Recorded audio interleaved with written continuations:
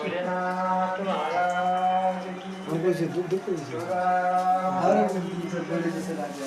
ओम साहेब की बालाजी महाराज की महाराज आपल्या माता पिता की जय बोलो है सब संतन की जय।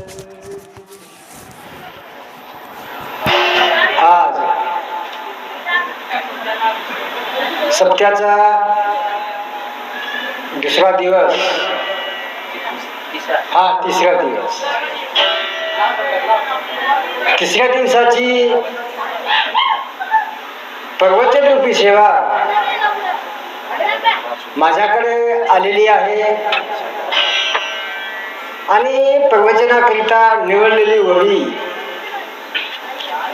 संत ज्ञानेश्वर महाराजांची ज्ञानेश्वरी मधील ओवी आहे। ओवीमध्ये महाराज सांगतात, परमार्थ गोड आहे आणि विषय कडू आहे, परंतु तुम्हा आम्हाला विषय गोड वाटते आणि परमार्थ कडू वाटते, असं संत ज्ञानेश्वर महाराजांनी 800 वर्षापूर्वी ज्ञानेश्वरीमध्ये ओवीमध्ये लिहिलेलं आहे। बघा, सर्वांनाच परमार्थ गोड वाटत नाही, सर्वांना विषय वासना गोड वाटते। गोड म्हणजे आवड, जी वस्तू एकदा आवडली की ते गोड वाटते, मग ते वस्तू कशी असू द्या। काही वस्तू दिसायला चांगली नाही, काही वस्तू चा सुगंध चांगला नाही, परंतु एकदा आवडली की ती अति गोड वाटते। तर संतांना परमार्थ गोड वाटते आणि माणसांना विषय वासना गोड वाटते। हो, संतात आणि माणसात एवढाच फरक आहे। संताचं तोंड वेगळं आणि माणसाचं तोंड वेगळं असं काही नाही। फक्त संताच्या भोजनात आणि माणसाच्या भोजनात आणि संताच्या आवड आणि माणसाची आवड फक्त एवढाच फरक आहे, बाकी काही फरक नाही। हो, आता विषय सांगितला कडू, पण तेवढा कडू आहे का? नाही। परमार्थ गोड आहे पण गोड वाटत नाही। बघा, आता समजा परमार्थ गोड वाटला असता तर या ठिकाणी माणसं मावले नसते। आता गावात का एवढंच माणसं आहे का? खूप माणसं आहे, परंतु काय येत नाही? गोड वाटत नाही म्हणून येत नाही, विषय गोड वाटते। समजा या ठिकाणी एखादी डान्स स्पर्धा अथवा एखादी तमाशाचाच कार्यक्रम घेतला असता तर या ठिकाणी माणसं मावले नसते। मावले नसते याचं कारण विषय गोड वाटते, परमार्थ गोड वाटत नाही। बघा, विषय सांगितला कडू, पण तेवढा कडू आहे का? नाही। विषय केव्हा कडू होते? ज्या वेळेस आपल्या जीवनामध्ये अधर्माने विषय येते, ते उद्भूतीचा धुपड तेव्हा बाजू। विषय ज्यावेळेस आपल्या जीवनामध्ये अधर्माने येते त्यावेळेस विषय कडू होऊन जाते, आपल्याला सुद्धा कडू करून टाकते। विषय सांगितला कडू, पण 100% विषय कडू नाही। बघा, 100% विषय कडू असतात तर भगवंताने तुम्हाला कर्म करायला सांगितले नसते। बघा, भोग या कर्मापासून कोणीही वंचित राहणार नाही। 100% स्त्री असेल, 100% पुरुष असेल, तर या भोग या कर्मापासून त्यापासून कोणीही वंचित राहणार नाही. जेवढं नियम आहे, जेवढं गरज आहे, जेवढं जरुरी आहे तेवढं कर्म प्रत्येकाला करणं गरजेचं आहे. हो, आणि नियमानं कर्म करणं हीच भक्ती आहे. नियमानं कर्म करणं हीच परमार्थ आहे. हो, आणि प्रत्येक गोष्टीला नियम आहे. बिना नियमाचं काहीच नाही. कलेक्टर जरी असेल तर त्याला नियम आहे. तहसीलदार जरी असेल तर त्याला नियम आहे. आणि कीर्तनात आणि प्रवचनात हे आपला नियमच सांगायले. नियम सांगता सांगता आपल्याला आज 28 वर्ष झाले सप्त्यामध्ये नियमच सांगतात, बाकी काहीच सांगत नाही. हो, म्हणून नियम आहे तेवढं काम करा. नियम आहे तेवढं असं महाराज सांगतात वहीमध्ये. हो, म्हणून विषय वासनाचं ताप माणसाच्या अंगामध्ये असलाच पाहिजे. 95 डिग्रीचा ताप जीवनामध्ये असलाच पाहिजे. स्त्री असो, पुरुष असो, पशु असो, प्राणी असो, प्रत्येकाला विषय वासनाच्या अधीन 95 डिग्रीचा ताप अंगामध्ये असलाच पाहिजे. बघा, ताप जास्तही जमत नाही आणि ताप कमीही जमत नाही. 95 डिग्रीपेक्षा ताप जर जास्त असेल तर तोही ताप धोकेदायक आहे. आणि 95 डिग्रीपेक्षा ताप कमी जर असेल तर तेही ताप कमी आहे, धोकेदायक आहे. म्हणजे ताप जास्तही जमत नाही आणि ताप कमीही जमत नाही. त्याप्रमाणे विषय वासनाचं अंगामध्ये ताप जास्तही जमत नाही आणि कमीही जमत नाही. बघा, एखादी मुलगी सुंदर आहे, खूप छान आहे, आणि त्या मुलीकडे पतिसेवा करायची शक्तीच जर नसेल, का ती मुलगी सुंदर दिसते? त्याने किती मेकअप करू द्या. एखादी मुलगा सुंदर आहे, छान आहे, त्यांच्याकडे बाप बनायची शक्ती नसेल, काय तो मुलगा सुंदर दिसतो आपल्याला? नाही. एखाद्या मुलगाचं लग्न झालं आणि लग्नानंतर आपल्याला कळालं की याच्याकडे बाप बनायची शक्ती नाही, मग त्याला काय करतो आपण? पूर्ण लग्नाचा दंड मागतो, खर्च मागतो. बघा, नियमाचं जर कर्म केलं, नाही केलं तर दंड करतात, आणि नियम सोडून जास्त केलं तर समाज फाशी देतात, शासन फाशी लावतात. मग विषय कडू आहे का? नाही, विषय कडू नाही, विषय गोड आहे. आणि तेच आपल्याला बाकीचं सगळं कळते, पण एवढंच कळत नाही. आणि याच्यामध्येच आपलं आयुष्य नाश व्हायलं, आपण सुद्धा नाश व्हायलो, आपलं आयुष्य सुद्धा नाश व्हायलं. एक अभंग आहे ना, नका करू आयुष्याचा नाश. हो, म्हणून आपल्याला जीवन सफल करून घ्यायचे आहे. आणि जीवन सफल करून घ्यायचे असेल तर सुट्टी आहे तेवढं काम करा. हो, अगोदर आई वडिलांची प्रत्येक गोष्टीला सुट्टी आहे आणि प्रत्येक गोष्टीला बंधन आहे. सुट्टीच आहे असं कोणतेही काम नाही आणि बंधनच आहे असं कोणते काम नाही.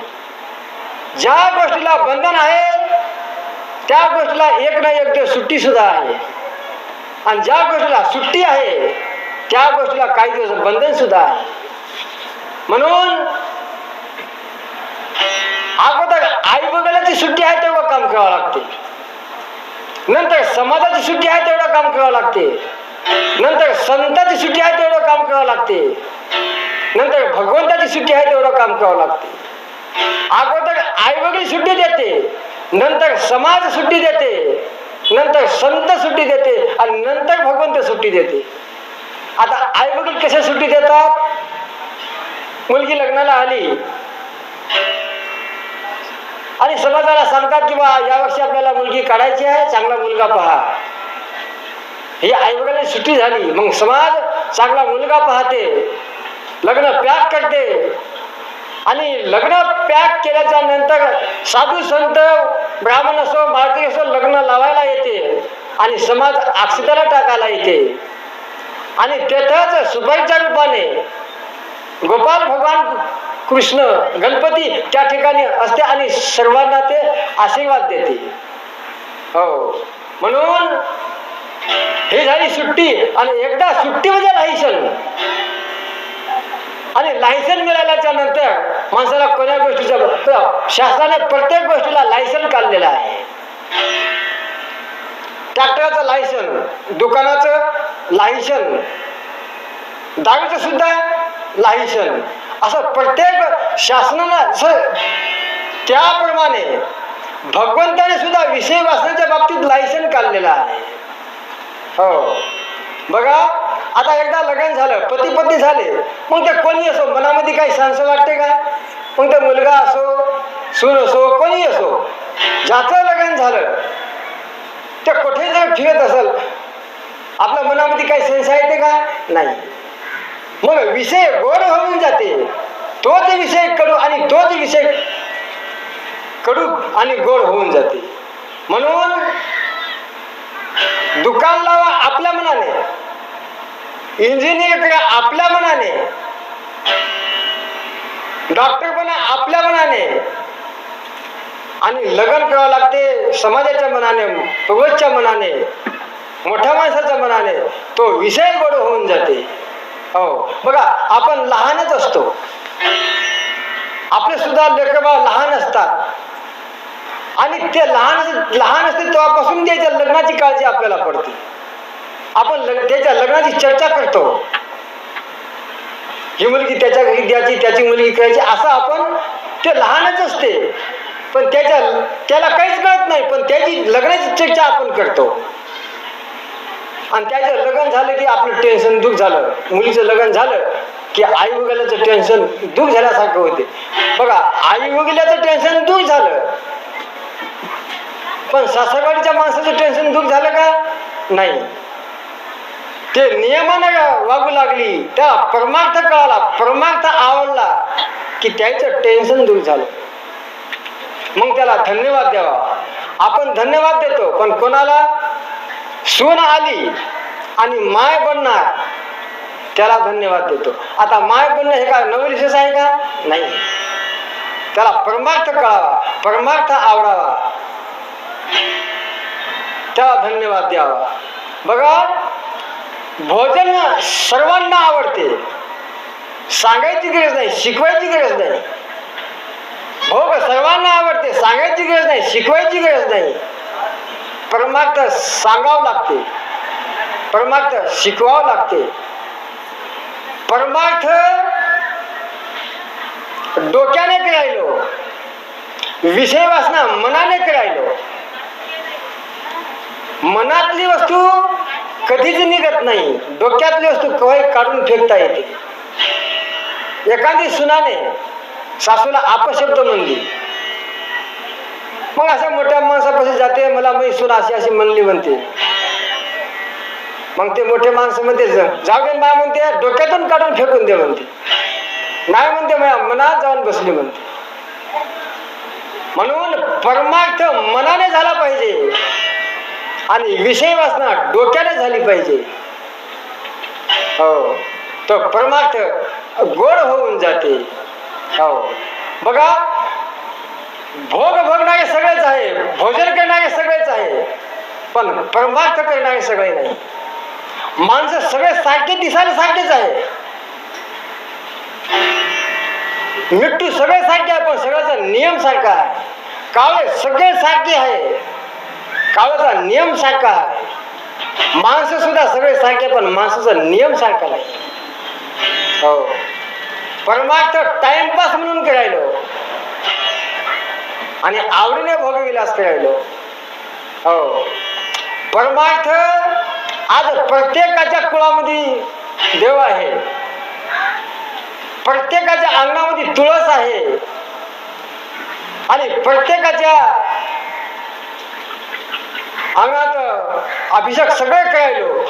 अंगणामध्ये तुळस आहे म्हणून परमार्थ आवडते असं नाही, कुळामध्ये देव आहे म्हणून परमार्थ आवडते असं नाही, अभिषेक करायला म्हणून परमार्थ आवडते असं नाही. हो, एक सांगतो, ज्याला परमार्थ आवडला त्याला जगातलं काहीच आवडत नाही.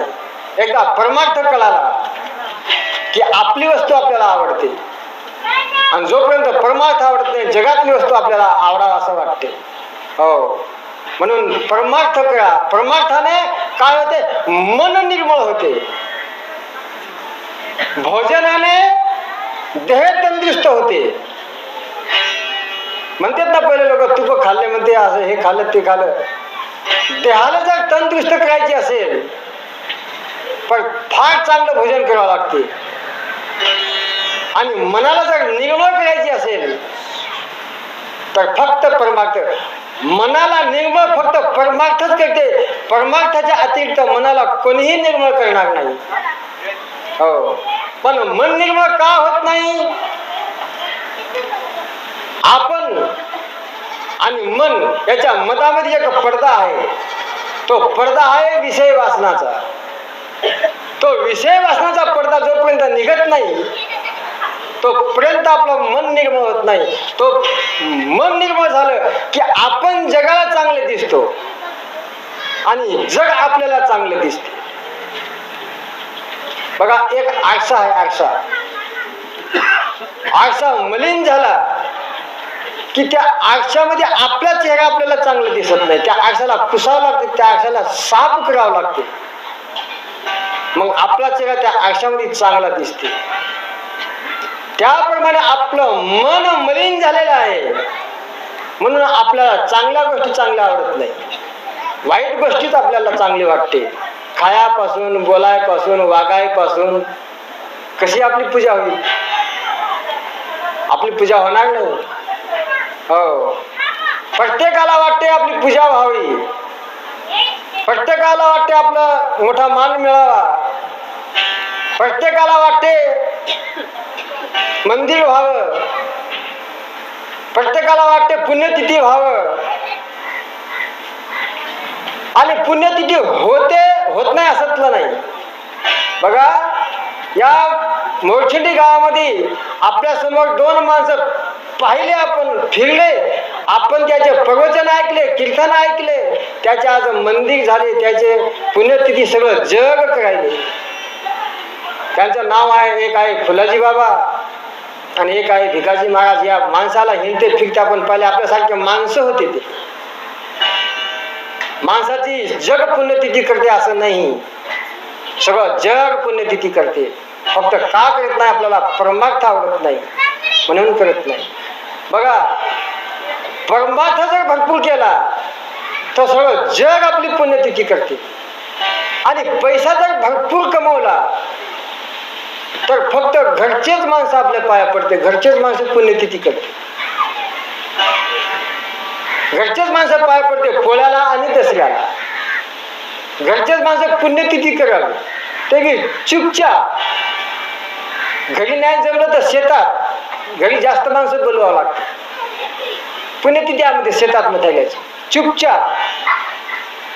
भरपूर जर पैसा कमवला, जास्तीत जास्त मुलगा पुण्यतिथी करील, जास्तीत जास्त नातू पुण्यतिथी.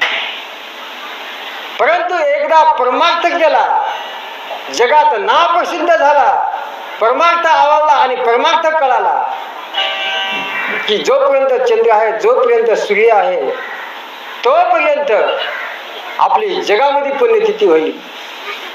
एवढा फायदा कशामध्ये आहे? परमार्थामध्ये आहे.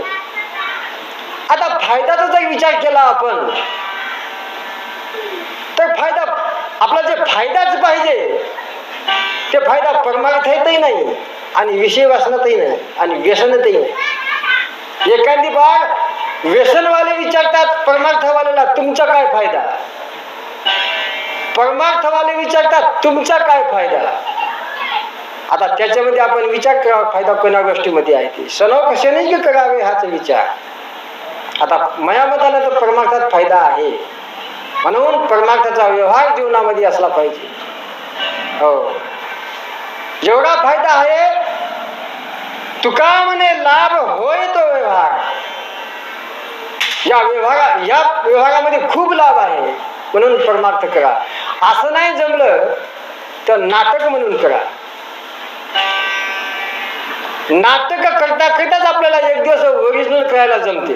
जोपर्यंत आणि एक सांगतो परमार्थात व्यवहार असा आहे की तोच नाटक म्हणून करता येते, बाकीचा व्यवहार नाटक म्हणून करता येते. आता व्यसनचं नाटक म्हणून करता येईल का महाराज? जमणार नाही. विषय वाचनाचं नाटक म्हणून करता येईल का? जमणार नाही. फक्त परमार्थच नाटक म्हणून करता येते. भगवान गोपाल कृष्णाकडे एक नाटक म्हणून ब्राह्मण आला होता, तर परमार्थाचे नाटक म्हणून करता येते. आणि परमार्थाने सगळंच कळते. डॉक्टर जर केलं फक्त डॉक्टरच कळते, वकीलचं केलं फक्त वकिलाच कळते, पण परमार्थाने सगळंच कळते. परमार्थाच्या भरोशावर काही लोक जमिनीतलं पाणी दाखवते, परमार्थाच्या भरोशावर काही लोक आपलं पुढे काय होणार हे सांगते. म्हणून परमार्थाने सगळंच कळते. म्हणून परमार्थ जीवनामध्ये असला पाहिजे. हो बघा, काही गोष्टीने देव कळते आणि काही गोष्टीने देव दिसते. आता कहाणं देव कळते आणि कहाणं देव कळते. परमार्थ केल्याने देव कळते आणि भक्ती केल्याने फक्त देव भेटते, देव दिसते, देव कळते. रावणाने भक्ती केली, 33 कोटी देव मिळाले, परमार्थ नाही केला, देव नाही कळाले त्याला. देव जर कळाला असता तर देवाशी युद्ध केला नसता, देवाशी संबंध प्रेम जोडले असते. देव नाही कळाला. बघा, माणसाला कोणती वस्तू भेटू नये त्याच्या अगोदर कळावं, अगोदर कळावं नंतर भेटावं. बऱ्याचशा माणसाला कळत नाही पण काही वस्तू भेटतात. माणसाला कळावं नंतर भेटावं. हो बघा, शाळा शिकणं सोपं आहे पण कळणं खूप अवघड आहे. जे शाळा शिकले आणि कळले ते खूप मोठे झाले, म्हणजे परमार्थ करायले आणि त्याला परमार्थ कळते त्याच्याही पेक्षा मोठे झाले. हो म्हणून परमार्थ कळणं आणि परमार्थ कळवणं हे खूप कठीण आहे. आणि परमार्थ रावणाला तर कळालाच नाही, पण एक आपल्या याच्यामध्ये एक चांगल्या माणसाला देव नाही कळाला. चांगल्या माणसाला, तो चांगला माणूस कोण? नामदेव महाराज. त्याला देव मिळाला, भक्ती केली, देव मिळाला, पण देव कळाला नाही. बघा, एक वेळ मुक्ताबाईने एक थापी घेतली आणि सगळ्या संतांना लाईनाला बसवलं आणि सगळ्याच्या डोक्यात एक थापी मारली. कोणालाच लागली नाही, पण नामदेव महाराजला लागली. सगळे संत हसले, हे कच्च मड काय म्हणले. नामदेव महाराज तिथून उठले, सरपंचाकडे गेले नाही, पाटलाकडे गेले नाही, सर्व देवाकडे गेले. देवाला सांगू लागले, भगवंता म्हणे मी काय कच्चा आहो का? माणूस दिवसभर काम करते, संध्याकाळी खिशात पैसे आल्याच्या नंतर माणूस कच्चा आहे म्हणे. मी भक्ती केली, मला तुम्ही मिळाले म्हणे, सगळं हे का आहे ते तुमच्यासाठी आहे म्हणे, आणि तुम्ही मला मिळाले म्हणे, आणि मी कच्चा आहो. देवाला सांगू लागले, देवाला, याला त्याला नाही, देवाला सांगू लागले. आणि एक सांगतो, नामदेव महाराजला देव कवाई भेटायची. आपल्याला तर भेटते की नाही काही पता नाही, कवाई भेटायचे. मग भगवंताने सांगितलं नामदेवाला, नामा म्हणे कच्चा आहेस? हा मी कच्चा आहो म्हणे. हो कस काय म्हणे? माझी महिमा तुला कळत नाही, माझं चरित्र तुला कळत नाही, मी तुला ओळखली नाही. नामदेवाने जित पाळली, भगवंता म्हणे ओळखतो म्हणे. नामदेवाला जंगलात पाठवलं, भगवंताने चिलट्याचं रूप धारण केलं, नामदेवाला ओळखून आलं. ही कथा आमच्या साधू संतांना सगळ्यांना माहित आहे, सविस्तर सांगायची गरज नाही. 2-3 वेळा भेट दिली, ओळखू आलं नाही. शेवटी नामदेवाने सांगितलं भगवंताला, भगवंता म्हणे आता काय करू मी? आणि गुरु करावं लागते, गुरु केल्याशिवाय परमार्थाची सुरुवात नाही, परमार्थ जमणार नाही. भक्ती सगळे जग करतात, गुरु करावं लागते म्हणे. जाय पैठणला. तिथं गेला, विश्वभा नावाचा महात्मा होता. तिथं गेल्याच्या नंतर बघितलं तर तो महात्मा महादेवाच्या पांडव पिंडावर पाय ठेवून झोपला होता. आता नामदेव महाराजांनी विचार केला, हे काय भानगड म्हणे, काय गलती झाली असं उचलून पाय बाजूला ठेवून तेथे पिंडी निर्माण झाली. आणि चांगल्या माणसाला कळायला वेळ लागत नाही महाराज. तिथंच कळालं की संताचे पाय धरल्याशिवाय म्हणे देव कळत नाही. काही दिवस गुरुची सेवा केली, पूर्ण शिकायचे ते शिकले, घरी आले. घरी आल्याच्या नंतर नामदेवाच्या घरी एकदम पुरणपोळ्याचा स्वयंपाक चालू होता आणि भगवंताने कुत्र्याचं रूप धारण केलं आणि एक पोळी घेऊन पळाला. नामदेवाला त्या कुत्र्यात देव दिसला. बघा, नामदेव महाराजाला, नाथ महाराजाला गाढवात देव दिसला. तुम्हाला माणसात देव दिसायला पाहिजे, तुम्हाला गुरुमध्ये देव दिसायला पाहिजे, तुम्हाला आई वडिलांमध्ये देव दिसायला पाहिजे, प्रत्येक स्त्रियांना आपल्या पतीमध्ये देव दिसायला पाहिजे. हे सगळे देवाचे रूप आहे. देव डायरेक्ट आपल्याला भेटणार नाही, हे देवाचे रूप आहे. यायला जसं आवडतं तसं आपण करायला पाहिजे. जग खुश झालं नाही झालं तरी हरकत नाही, आपले गुरु खुश झाले पाहिजे, आपले आई वडील खुश झाले पाहिजे. पण परिस्थिती अशी आहे की आज जग खुश आहे, हे लोक दुःखी आहे. हो, आणि हे जर खुश झाले तर देव खुश झाल्यासारखं होते. हो, म्हणून परमार्थ करावं लागते. आणि परमार्थ केल्याशिवाय जो परमार्थ करेल तोच या लोकांची सेवा करेल. बिना परमार्थाची या लोकांची आवडीने सेवा करणार नाही. याच्यासाठी मग पैसा कमवावा लागेल, पैशाचा भरोशावर करत. पण पैसा जर नसेल तर परमार्थ ज्यांच्या जीवनामध्ये असेल तोच आई वडिलांची सेवा करेल. म्हणून परमार्थ कळून घ्या. परमार्थ कळणं फार गरजेचं आहे. हो, आज आपल्याला विषय वासना कळाली पण परमार्थ नाही कळाला. आणि एक सांगतो महाराज, जे कळते त्याच्याच बद्दल बोलते, जे कळते त्याच्याच बद्दल विचार करते. परमार्थ कळालाच नाही ना, त्याच्याबद्दल काय बोलणार आहोत. विषय वासना कळाली त्याच्याच बद्दल पिक्चरचे गाणे ऐकतो, कितीतरी अनेक प्रकारचे गाणे आहेत, त्याच्याच बद्दल ऐकतो, त्याच्याच बद्दल पाहतो. का ते कळालं, विषय वासना कळालं, परमार्थ कळालाच नाही. विषय वासना कळाला की परमार्थ बाजूला जाते आणि परमार्थ कळाला की विषय वासना बाजूला जाते. आज विषय वासना कळाली म्हणून परमार्थ बाजूला आहे. हो, आणि एक सांगतो, ज्याला जे कळालं ते सोडत नाही. काही हो, त्याच्या जीवाची काही दशा हो. आता व्यसनवाला, त्याची किती दशा आहे. त्याच्या घराची दाराची, तिच्या घराकडे पाहू वाटत नाही, त्याच्या लेकराकडे पाहू वाटत नाही, पण ते सोडते का? नाही सोडत. कारण त्याचं त्याला मर्म कळालं, त्याचा आनंद त्याला कळाला म्हणून ते सोडत नाही. आणि विषयवाले बी तेही सोडते का? तेही सोडत नाही.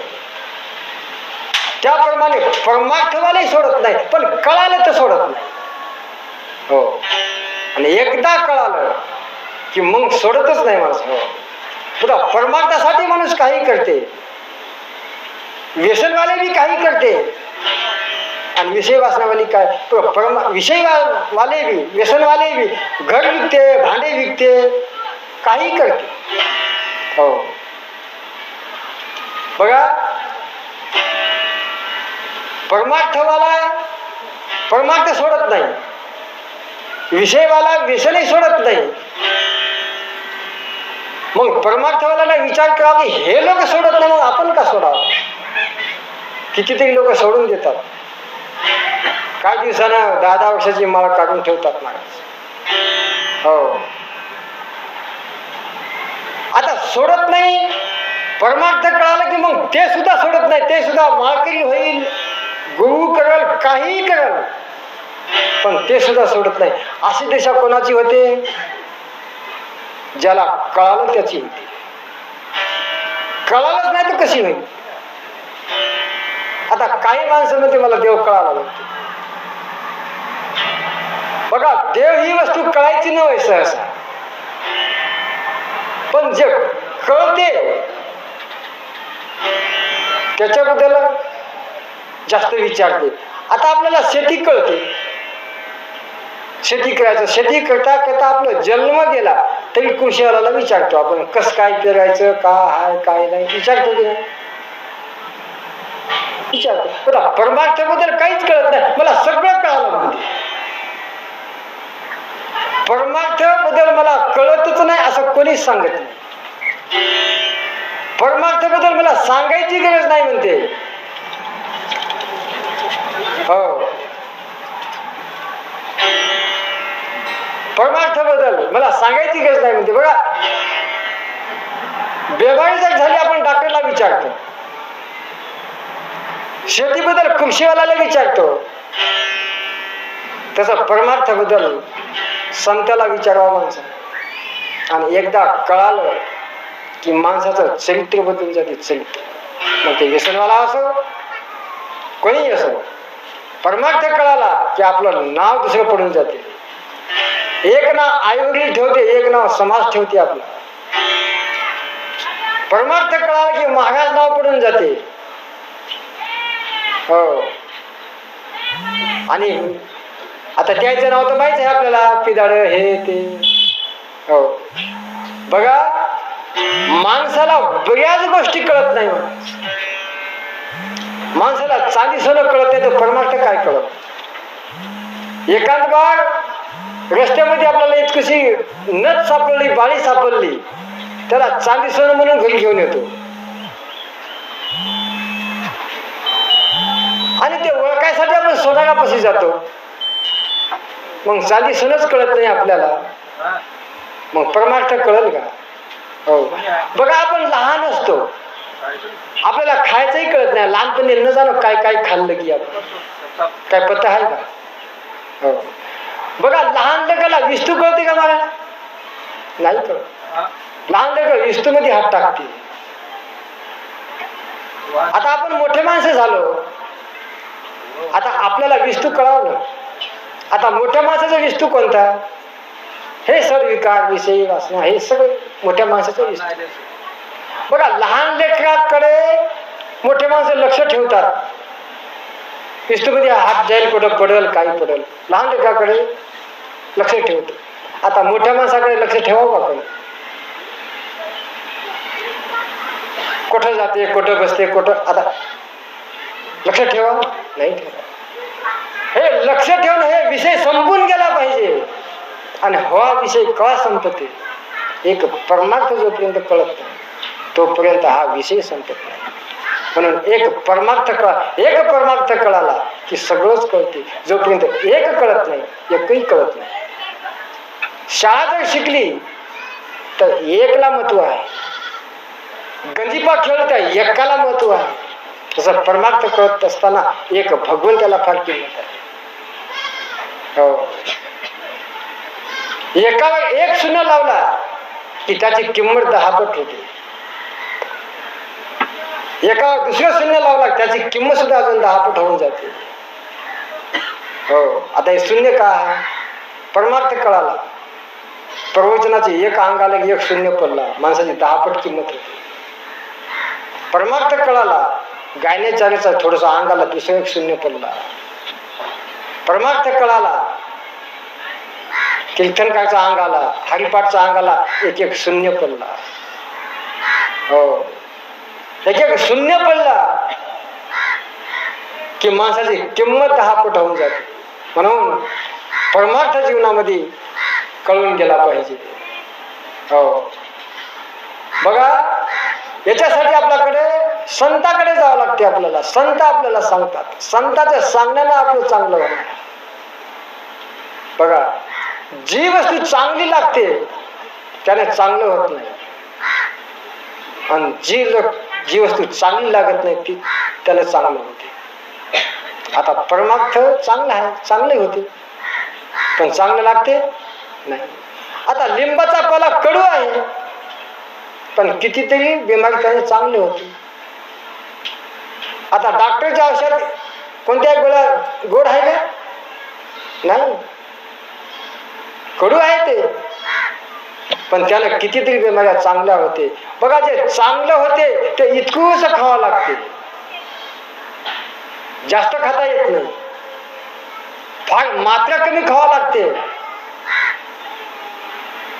आणि जे चांगलं लागते त्याला जगून खातो, दररोज खातो, दररोज 3 टाइम खातो. पण टाइम जर पली त्याची पत करावं लागते. बीपी झाली, शुगर झाली, तेलकट जमत नाही, साखर जमत नाही, जमते का? काही जमत नाही. बघा, परमार्थाला सुद्धा पत आहे, डॉक्टरच्या बिमारीला सुद्धा पत आहे. बिना पतात डॉक्टरच्या बिमारीतून आपण चांगलं होत नाही आणि परमार्थातूनही आपण चांगलं होत नाही. प्रत्येक गोष्टीला पत आहे आणि चांगलं वागणं ही पत आहे. आणि चांगलं वागणं हीच सर्वात अवघड झालं. बाकीचं सगळं सोपं आहे, सगळं कोणतंच अवघड नाही. आणि जो माणूस काही खाते, तो माणूस काही करेल याचा विश्वास आहे. हो, म्हणून तुम्हा आम्हाला संत सांगतात आणि संत शिकवतात. एक सांगतो महाराज, जगामध्ये फक्त शिकवणारे 2च माणसं आहेत, एक संत आणि एक मास्तर. लहानपणी मास्तर शिकवतात आणि मोठे झाले की संत शिकवतात. हो, पण शिकवतात माणसं. प्रत्येक गोष्टी माणसाने माणसाला शिकवली, माणसाला दुसरं कोणीच नाही शिकवलं. डॉक्टर व्हायचं माणसाने माणसाला शिकवलं, दुसऱ्याला नाही शिकवलं. वकील व्हायचं माणसाने माणसाला शिकवलं. कितीही मोठा इंजिनियर असेल, काही माणसाने माणसाला शिकवलं. आणि एक सांगतो, माणसाने माणसाला ते शिकवलं. माणूस सगळं शिकलं, सगळं शिकलं, पण माणूस माणूसच व्हायचं नाही. हो, माणसाने माणसाला सगळं शिकवलं, बघा, माणसाने माणसाला तर शिकवलंच, हे नवल नाही. पण माणसांना पशु प्राण्याला शिकवलं. माणसाने कुत्र्याला शिकवलं, आज कुत्र चोर धरायले. मोठ्या लोकांच्या चोऱ्या होते, आपण जवळच्या पोलीस स्टेशनला दाखल करतो, हे पोलीसवाले येते, त्याला चोर सापडत नाही. त्यांच्यापेक्षा उंच्या लेवलच्या पोलीसवाल्याला दाखल करतो, ते येते, काय आणते? ते कुत्र आणते, कुत्र. माणसाला चोर सापडत नाही, कुत्र्याला चोर सापडते. आणि कुत्र्याला धरलेला चोर ते मान्य करून घेते. त्या कुत्र्याला म्हणते का हे कुत्र्याला, कुत्र्याला म्हणते हे कुत्र्या लबाड आहे म्हणून म्हणते? नाही. माणसाने बैलाला शिकवलं, बैल आपल्या तासानं चालते. एक आहे बैल, एक आहे नंदी बैल. आता नंदी बैल काय काय शिकले हे सगळं पहिलं सांगायची गरज नाही. बैल आपली तास सोडत नाही, बैल आपल्या तासानं चालते. कोंबडा आपली तास सोडत नाही, बराबर 4 वाजता बांग देते. कोंबड्याला तास सोडली, 12 वाजता जर बांग दिली तर त्याला काय सजा देते ते तुम्हाला माहित आहे. 12 वाजता ज्या कोंबड्याला बांग दिली त्या कोंबड्याला जास्त दिवस ठेवत नाही.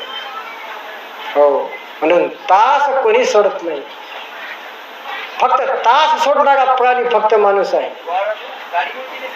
हो, तास सोडली की दंड देते, पोलीस स्टेशन दंड देते आपल्याला. बैलाने तास सोडली की दंड देते. मग आपण तास सोडली का भगवंत आपल्याला दंड देणार नाही? भगवंत सुद्धा आपल्याला दंड देतात ना. हो, बघा, माणसाने सापाला शिकवलं, साप शिकलं.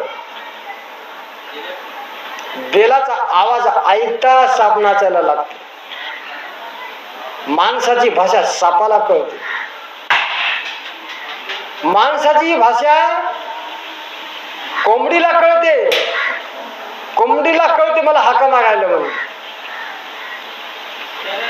माणसाची भाषा कुत्र्याला कळते, कुत्र्याला कळते मला हाका मारा. पण कुत्र्याला जर हाक मारलं तर शेळी पाहते का?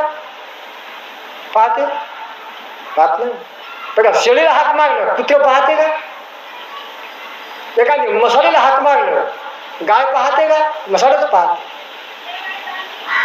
प्रत्येक पशु प्राण्याला माणसाची भाषा कळते, पण माणसालाच माणसाची भाषा कळत नाही.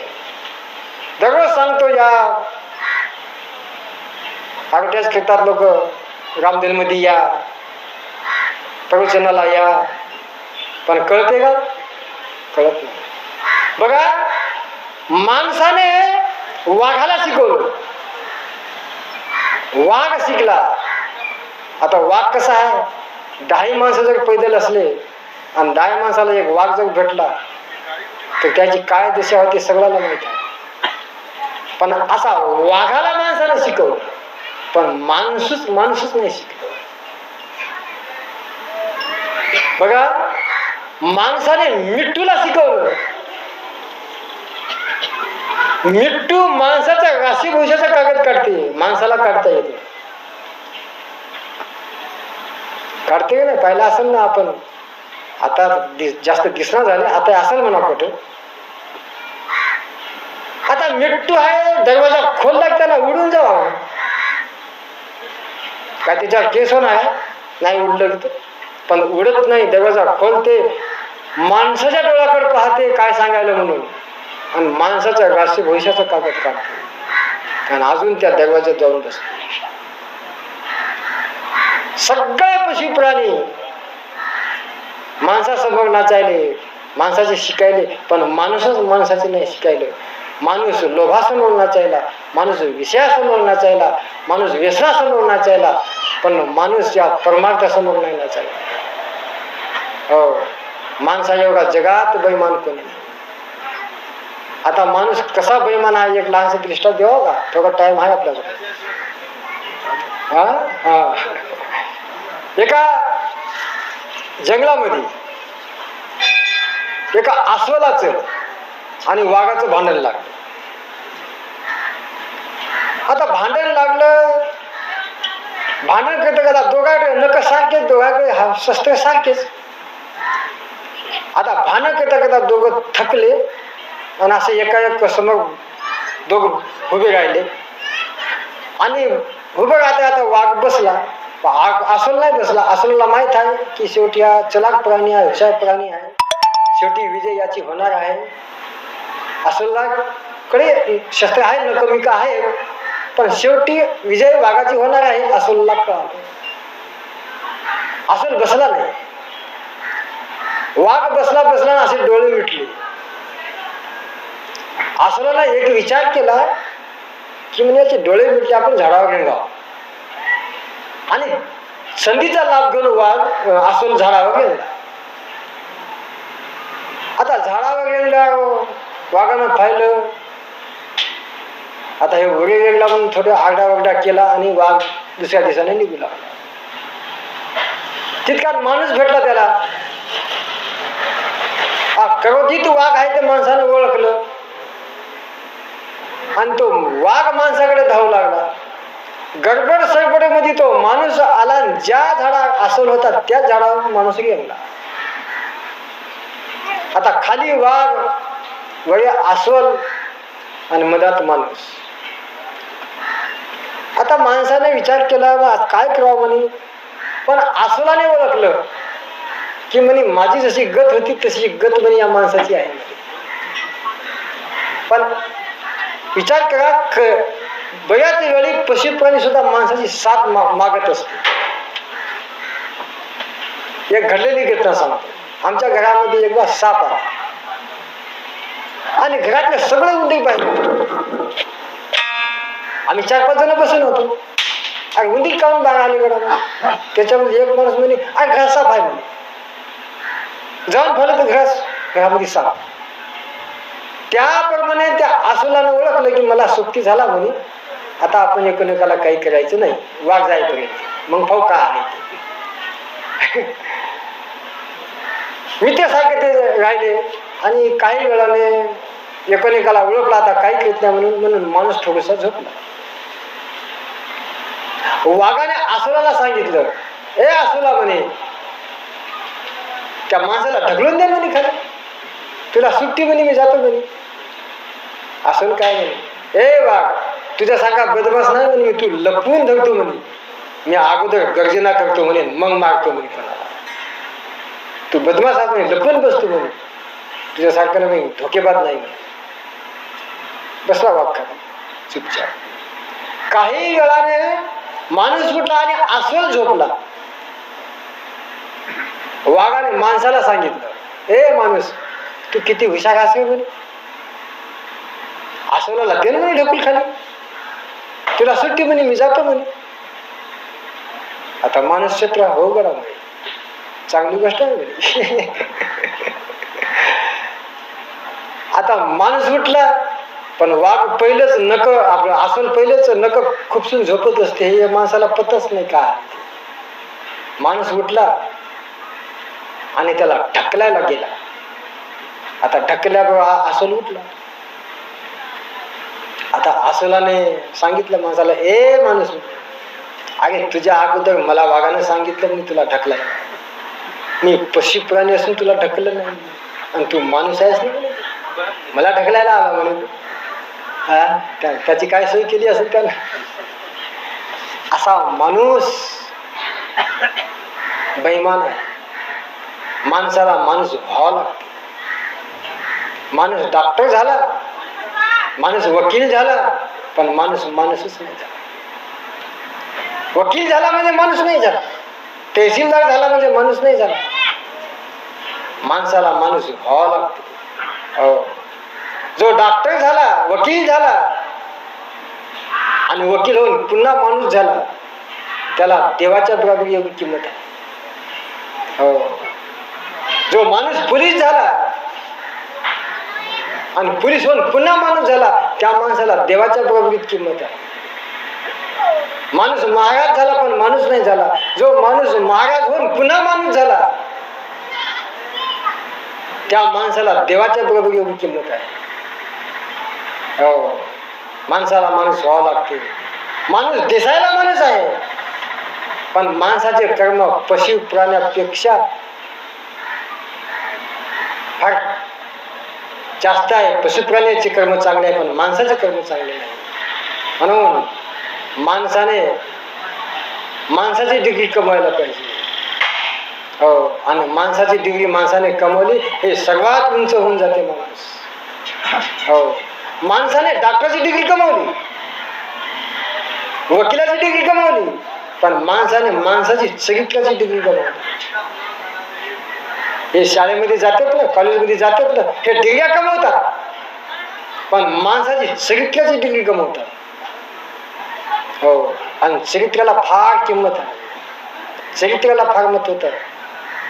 कोणाचंही बी वर्णन होते, कोणाचं चरित्राचं वर्णन, तुमचं आपलं चरित्र होत नाही.